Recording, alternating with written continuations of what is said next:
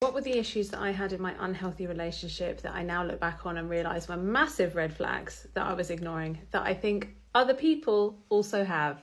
I think it's really easy to chalk things up as being normal or like this is how everyone else lives, when lots of other people, mostly women, live like that. It sort of normalises things that actually I now would no longer like to consider normal.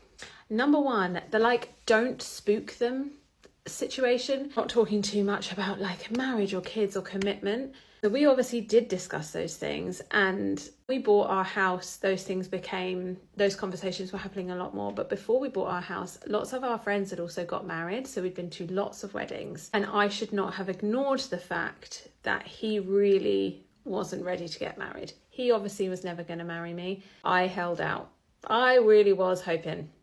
And we talked about our wedding a lot. I've talked about the fact that we talked about our wedding a lot. We planned the whole thing, what kind of food we were going to have, who was going to sit at what table. Like, we were building this life, and I was sort of taking his planning, our mutual planning, as him giving me the green light that that's where we were going.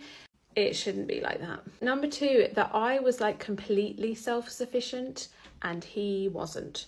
I'd always had a car, like dealt with my own car insurance, MOT, tax, all those things. Like I'd dealt with that by myself probably since I was 20. I moved away at 18 and I came home when I was 20, and I got a car. I got a car when I was 18 and I paid my own car insurance.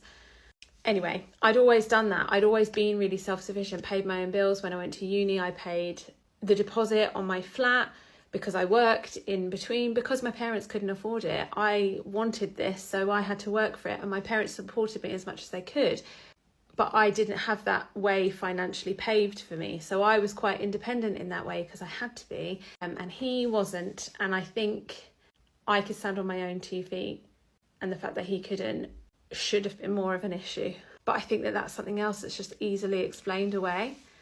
That leads into the third one, in that I was used to a certain level of responsibility. Obviously, nothing is quite the level of responsibility as kids.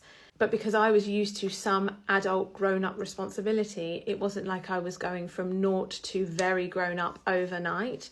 I had already been living like that. I had my eldest when I was 31. It's not like we were kids when we had kids. So I think that it turned into issues because I didn't see them at first, that he would still go on all of these holidays with his friends, do all of these things, play golf, enter races, do all of that stuff, and didn't expect that to slow down once he'd had kids. And I didn't let it slow down either. I made sure that he could still do all of those things.